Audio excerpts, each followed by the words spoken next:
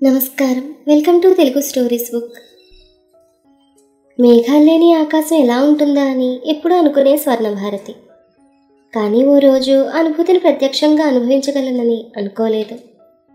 ఉదయం 10:30 కావస్తుంది. భారతీయ వాయుసేనకు చెందిన AN-32 రవాణా విమానం రద్దు చేసుకుంటూ గంటకు 300 కిలోమీటర్ల వేగంతో పోతోంది. ఈ సూపర్ సోనిక్ యుగంలో చాలా తక్కువ వేగం అది.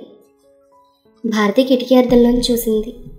ఎటు చూసినా నీలరంగు బ్లాంకెట్ కప్పినట్టుగా ఆకాశం, కింద తెల్లటి పట్టు కుచ్చులన్నీ దొంతరగా పోసినట్టు గాఢంగా అల్లుకున్న మేఘాల గుంపులు.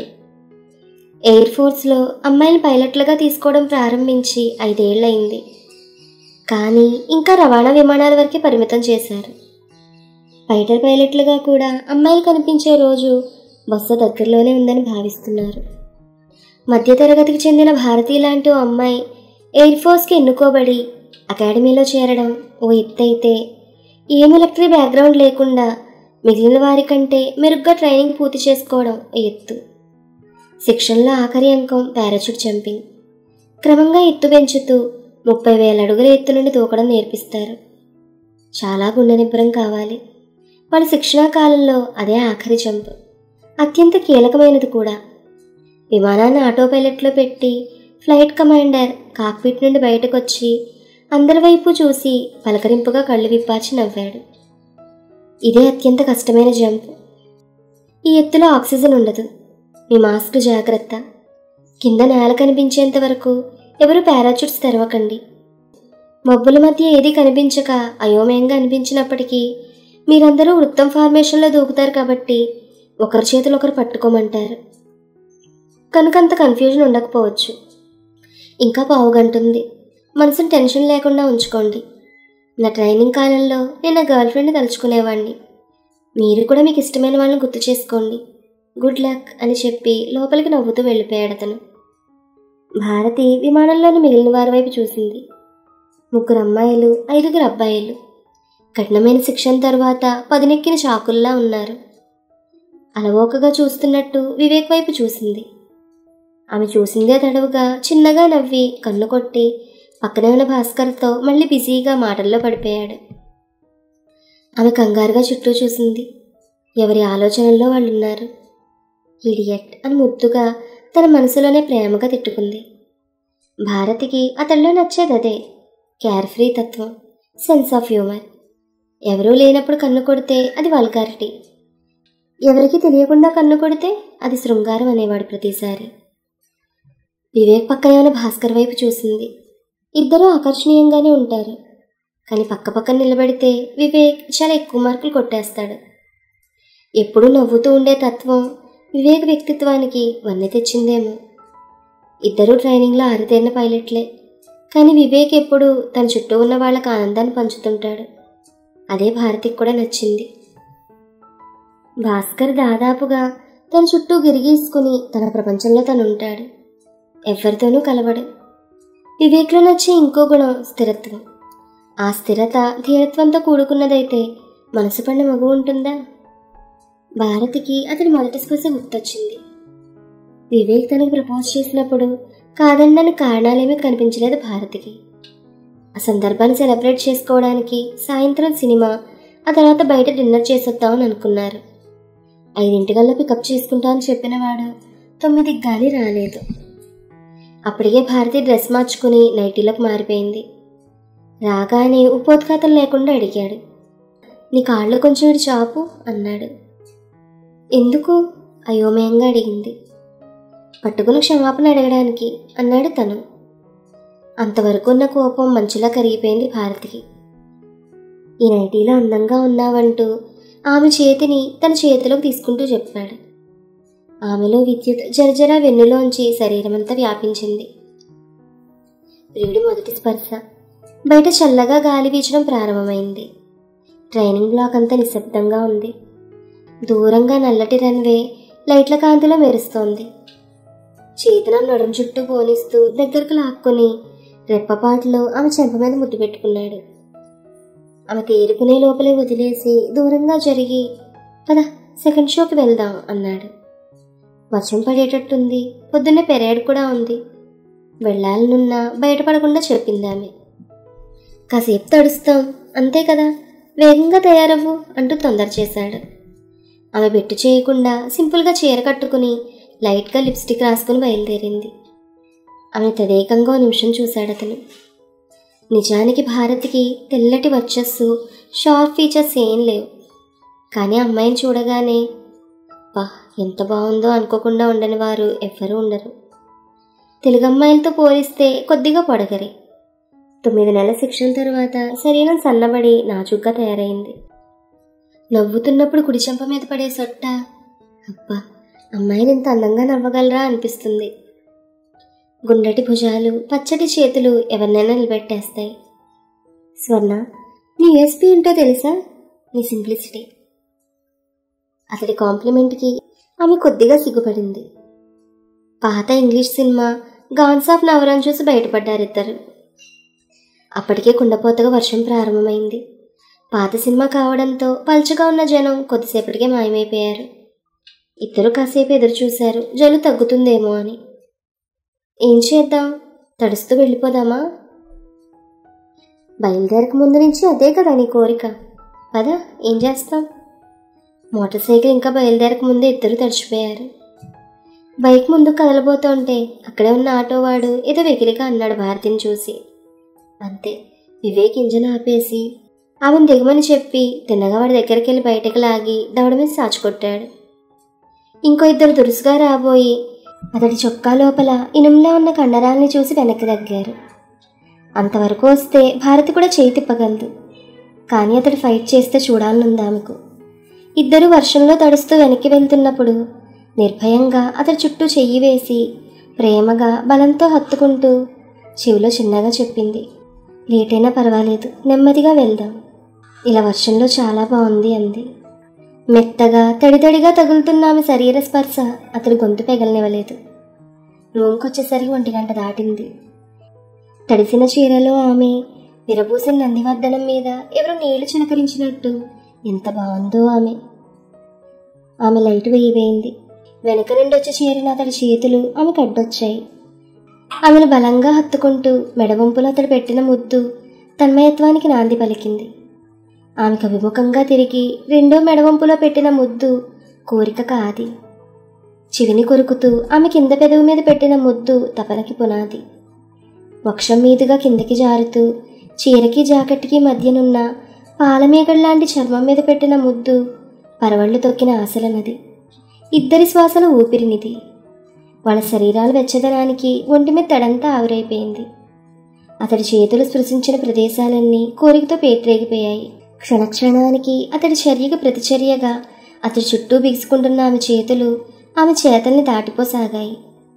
కోరిక చెలియలు కట్ట దాటుతుంటే తదాత్మ్యత అర్లమోసాగింది. ఆమె అర్ధనిమిలీతగా మారి ఓ అమ్మాయికి స్త్రీత్వం ఆపాదించబోతున్న అతడికి మనస్ఫూర్తిగా సహకరించడానికి సిద్ధపడింది. అతడు షాక్ తగినట్లు హఠాత్తుగా ఆమెను వదిలి దూరంగా జరిగాడు. సారీ స్వర్ణ, కొద్దిగా తొందరపడ్డాను. ఇంక ముందుకెళ్ళొద్దు.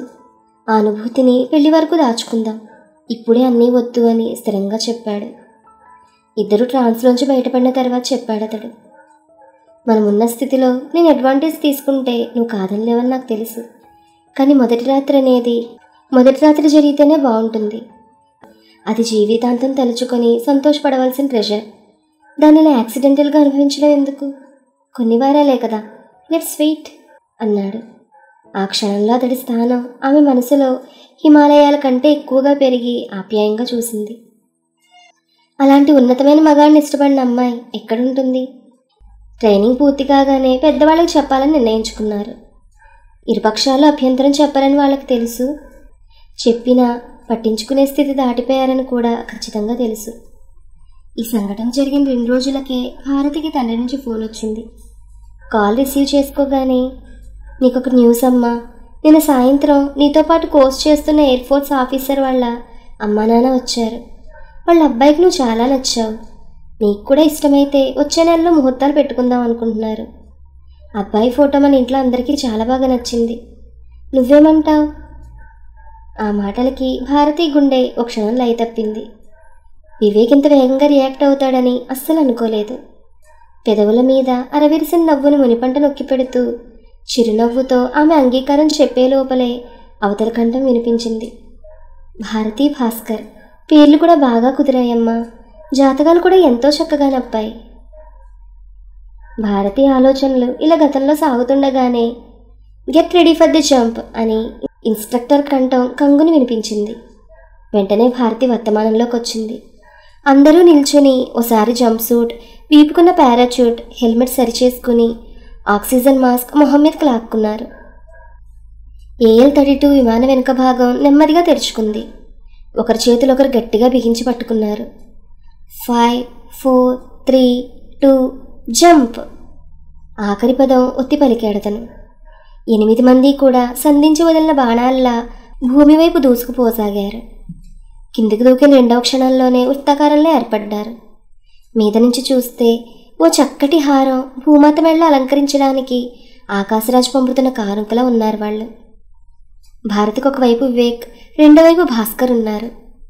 గాలిని చీల్చుకుంటూ గమ్యం వైపు ఆ వృత్తాకార బుల్లెట్ దూసుకుపోసాగింది. మబ్బుల మధ్య ఉన్న కొన్ని సెకండ్ల కాలం మాత్రం అంతా అగమ్యగోచరంగా అనిపించింది. అవి దాటిన తర్వాత నేల అస్పష్టంగా కనిపించసాగింది. స్కేల్ పెట్టి గీసినట్టు పచ్చని పొలాలు, కొండలు, గుట్టలు, వాగులు, వంకలు. అబ్బా, మనమున్న ఈ భూగోళం ఇంత అందమైందా అనిపించేట్టుగా ఉంది. ముందుగా అనుకున్న ప్రకారం లేడీ ట్రైనీల పారాషూట్లు తెరుచుకోవాలి.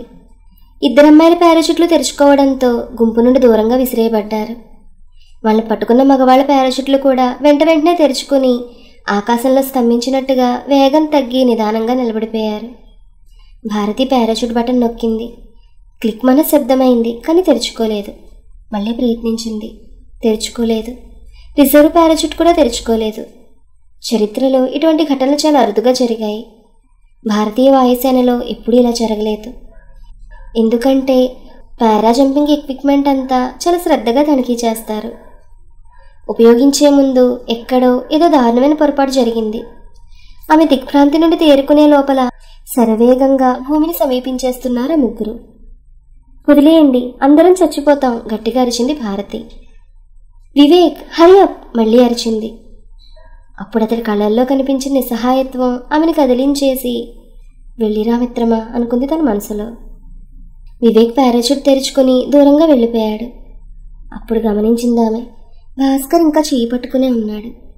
తను విదిలించుకోవడానికి ప్రయత్నించినప్పుడు పట్టు మరింత బిగిసినట్టు అనిపించింది. వదిలే భాస్కర్, ప్లీజ్, ఇద్దరం చచ్చిపోతాం అత్తింపుగా అంది. అతడు చేయి వెనక్కి పోనిచ్చి ఆక్సిజన్ సిలిండర్ లాగి పడేశాడు. పట్టుకున్న చేతితో ఆమెను బలంగా దగ్గరికి లాక్కుని ఆమె సిలిండర్ కూడా లాగేశాడు. ఇవన్నీ క్షణంలో 1000 వంతు కాలంలో జరిగాయి. అతడు చెయ్యబోయేది ఊహించినా దానివల్ల ప్రయోజనం బహుస్వల్పమని ఆమెకు తెలుసు. గట్టిగా పట్టుకో అంటూ మొదటిసారి మాట్లాడాడు అతను. మరుక్షణంలో అతడి పారాచూట్ తెరుచుకుంది. పారాచూట్ని కిందన్న చెట్ల వైపు మేనోవర్ చేస్తున్నాడు. వేగం తగ్గింది, కానీ అది తమిద్దరిని కాపాడలేదని ఆమెకు తెలుసు. భారతి కళ్ళు మూసుకుంది. భయంతో కాదు, ఏదో తెలియని గిల్టీ కాన్షియస్తో.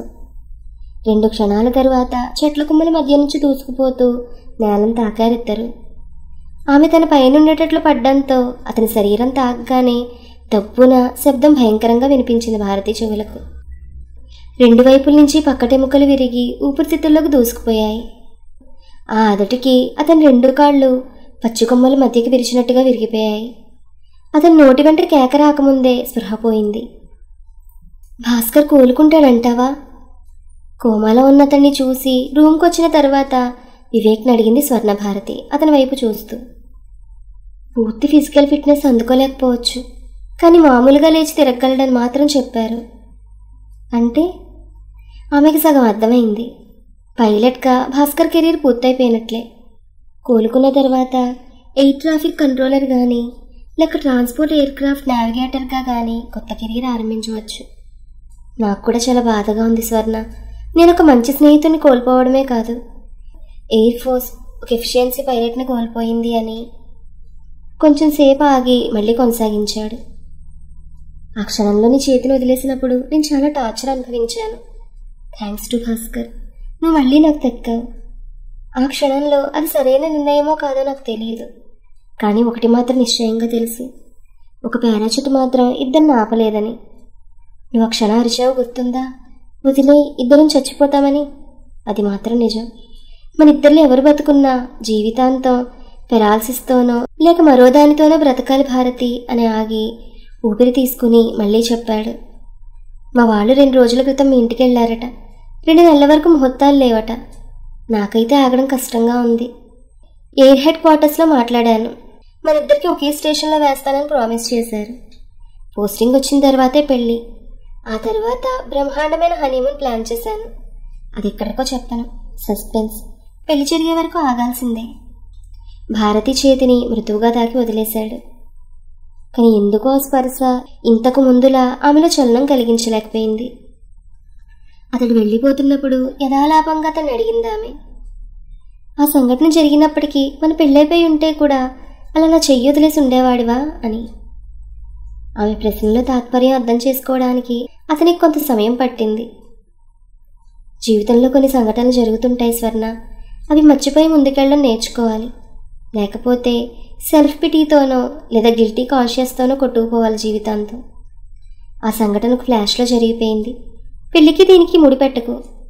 మన ఇద్దరం మానసికంగానే కాదు, శారీరకంగానూ చాలా దగ్గరైపోయాం. అప్పటికే పెళ్లి కాకపోయినా నువ్వు నాదానివే కదా. అప్పుడు అలా జరగబట్టే ఈ రోజు ఇలా నీ ముందు నిలబడి మాట్లాడగలుగుతున్నాను. All is well, that ends well. ఎమోషన్స్కి దీనికి లింక్ అనవసరం. కమాన్, థింక్ ఏ హెడ్ అంటూ భుజం తట్టి చెప్పాడు అతడు. అప్పుడు అడిగింది ఆమె, నాతి చరామి అంటే అర్థం తెలుసా నీకు అని. నిశ్శబ్దంగా ఉన్న పరిసరాల్లో ఆ మాట బాంబులా పేలింది. IL-72 భారతీయ వాయుసేనలోనే కాదు, దేశం మొత్తం మీద అతిపెద్ద విమానం. ఆ విమాన చరిత్రలో మొదటిసారిగా ఓ అమ్మాయి పైలట్ స్థానంలో కూర్చునుంది. లోపల 2 పెద్ద ఆర్మీ ట్యాంకర్లు, ఓ బెటాలియన్ సైనికులు నిండిపోయి ఉన్నారు. వాళ్ళంతా 2 అంతస్తులుగా ఉన్న సీట్లలో కూర్చుని ఉన్నారు. విమానం తలుపు మూసుకోగానే అనౌన్స్మెంట్ వినిపించింది. This is wing commander Swarnabharathi. విమానం టేకాఫ్ సూచనది.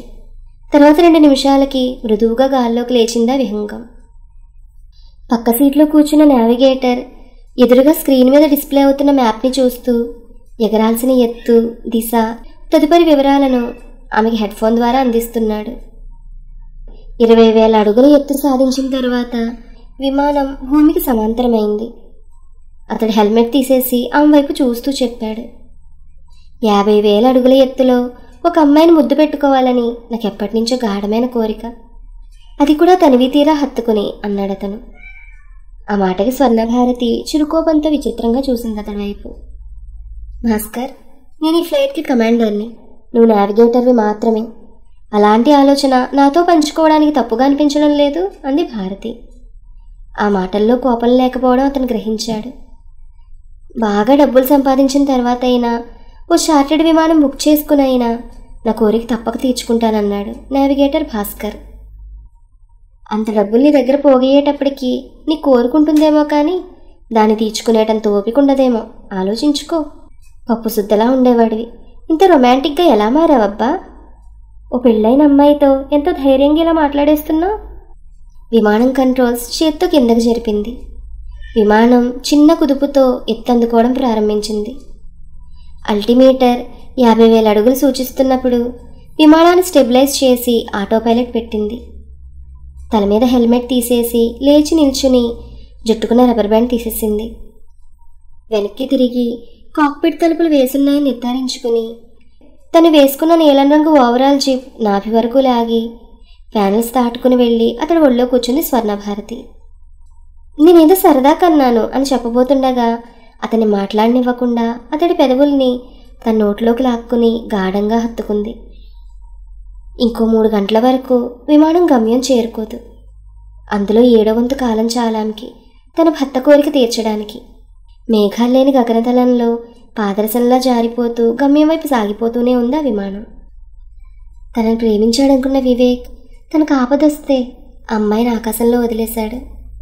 కానీ స్వర్ణభారతిని ప్రేమించిన భాస్కర్ మాత్రం తను చనిపోతానని తెలిసి కూడా ఆమెను కాపాడాలని నిర్ణయించుకున్నాడు. భారతి ప్రాణాలకి తన ప్రాణాలను అడ్డుపెట్టాడు. అందుకేనేమో ఆ కృతజ్ఞతగా ఎవరిది నిజమైన ప్రేమో తెలుసుకుని స్వర్ణభారతి వివేక్ని కాదని భాస్కర్ని పెళ్లి చేసుకుంది. చాలా మంచి పని చేసింది కదా. నిజమైన ప్రేమకు అర్థం అదే. అప్పటికి వాళ్ళిద్దరికి ఇంకా పెళ్లి కాకపోయినా నాది చరామి అన్న పదానికి అర్థం ఏంటనేది భాస్కర్ చాలా బాగా అర్థం చేసుకున్నాడు. అందుకే భారతిని కాపాడుకుని అతడి ప్రేమను గెలిపించేలా చేసుకున్నాడు. భారతి కూడా సరైన నిర్ణయం తీసుకుని భాస్కర్ని పెళ్లి చేసుకుంది. మరి ఈ కథ మీకు నచ్చిందా? ఈ కథ మీకు నచ్చితే please like, share and subscribe to our Telugu stories book. Thank you.